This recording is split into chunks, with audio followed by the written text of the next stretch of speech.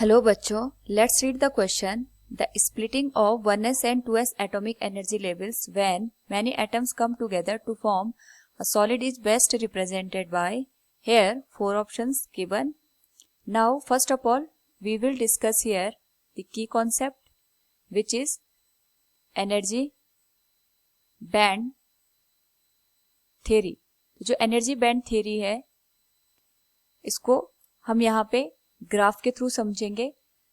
जब भी हम बात करते हैं एनर्जी बैंड थ्योरी की, इसको अंडरस्टैंड करने के लिए हम दो एटम को कंसीडर करते हैं. First is isolated atom. तो जब भी आइसोलेटेड एटम की बात की जाती है, उस पर्टिकुलर केस में हर एक ऑर्बिट की जो एनर्जी होती है वो डिस्क्रीट होती है.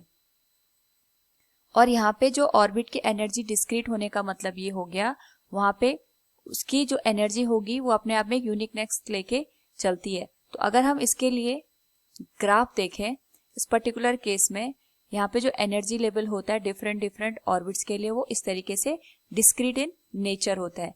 नाउ अगर हम बात करें यहाँ पे, जब हम किसी आइसोलेटेड एटम को किसी अनदर एटम के कांटेक्ट में लेके आते हैं, उस पर्टिकुलर केस में यहाँ पे जो एनर्जीज होती हैं वो एक तरीके से डिस्ट्रीब्यूट हो जाती है. Suppose we have atom A, इसके आउटर मोस्ट शेल में, जिसको हम यहाँ पे 2s से डिनोट कर सकते हैं, यहाँ पे इलेक्ट्रॉन्स गिवन है. सिमिलरली यहाँ पे हमने सेम एटम को कंसिडर कर लिया और इसके आउटर मोस्ट सेल में भी यहाँ पे सेम नंबर ऑफ इलेक्ट्रॉन्स है. क्योंकि दोनों का यहाँ पे नेचर सेम है, वी कैन कंसिडर इट कि इनकी जो एनर्जीज होती है, इनके जो इलेक्ट्रॉन्स होते हैं वो एक दूसरे के साथ यहाँ पे इंटरेक्ट करते हैं.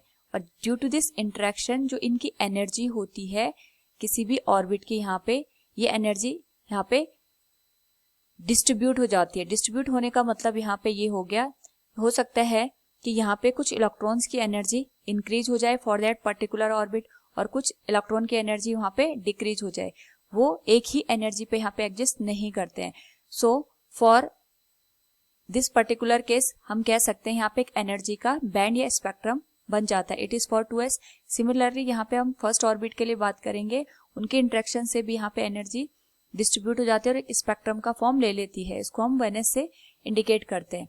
नाउ अगर हम बात करें यहाँ पे गिवन ग्राफ की, तो जो यहाँ पे एनर्जी बैंड को या एनर्जी स्पेक्ट्रम को अच्छे से शो करता है, that is option C. So we can say here the splitting of 1s and 2s atomic energy level when many atoms come together to form a solid is best represented by option C is the correct answer. Hope all you understood it. Thank you and best of luck.